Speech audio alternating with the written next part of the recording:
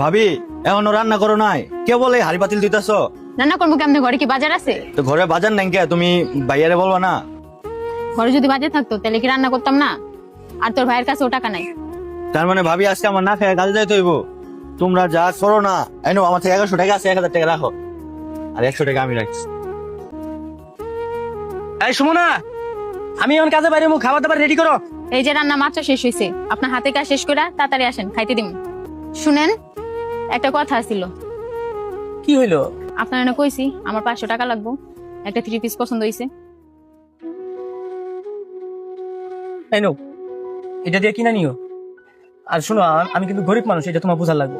সারাদিন কষ্ট করে কিন্তু এই টাকা ইনকাম করি, একটু কম করে খরচ করো, সংসারের কথা একটু ভাইবো।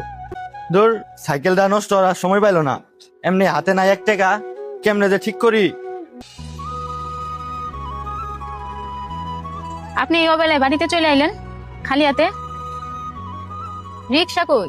এই কথা আর জিগাইও না, আমার পুরো শরীর কাঁপে উঠে কথাটা মনে হইলেই। আমি যাত্রী নিয়ে প্রথম যাত্রীটা নিয়ে বাজারে গেছি, যাত্রীটার নামছে 500 টাকার একটা নোট দিছে। আমার কাছে খুচরা নাই, আমি মুদির দোকানে গেছি খুচরা করতে।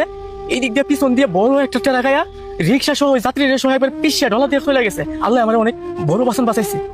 যদি আমি রিক্সার সামনে থাকতাম তাহলে আমি মনে হয় আজকে তোমার সামনে দাঁড়াতে পারতাম না। আল্লাহ, কি কোন এগুলা? আল্লাহর কাছে লাখ লাখ শুকরিয়া, আল্লাহ আপনার আমার কাছে সহি সালামতে পাঠিয়েছে। আর ওই রিস্কা নিয়ে কোনো চিন্তা করেন না, ওরকম রিস্কা 1000 টাকা কিনা যায়।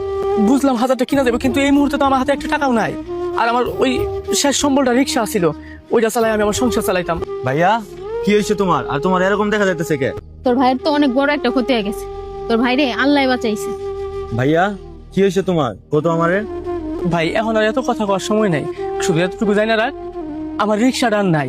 এখন নতুন একটা রিক্সা কেনার লাগবো, আমি যে টাকা কই পাই? আপনি টাকার জন্য কোনো চিন্তা করেন না, আমার কাছে 30,000 টাকা আছে, স্বর্ণের চেন বানানোর জন্য জমাইছিলাম। আর ওই টাকাগুলি আপনার আর আপনার ছোট ভাইয়ের।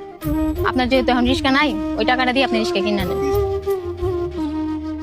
শোনো সুমনা, আমি কিন্তু তোমার কিছু মিথ্যা কথা কইছি, আগে কইতাছি, রাগ করবে না কিন্তু। আমার কোনো অ্যাক্সিডেন্ট হয় নাই, আর রিক্সার কোনো ক্ষতি হয় নাই, ওই খালি সামান্য একটু লিক হয়েছে।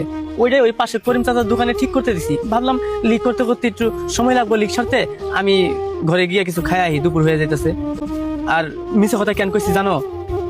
এই প্রতিদিন দেখি তুমি আমার থেকে 500 1000 এইটা লাগবো ওইটা লাগবো, তুমি সবসময় টাকা নাও, আবার দেখি সোহাগের যে হাত খরচা লেগে টাকা দিই, ওইগুলো তুমি নিয়ে আনো।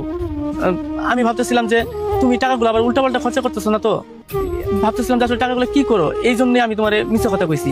আমি আজকে বুঝতে পারছি তুমি আমার ঘরের লক্ষ্মী।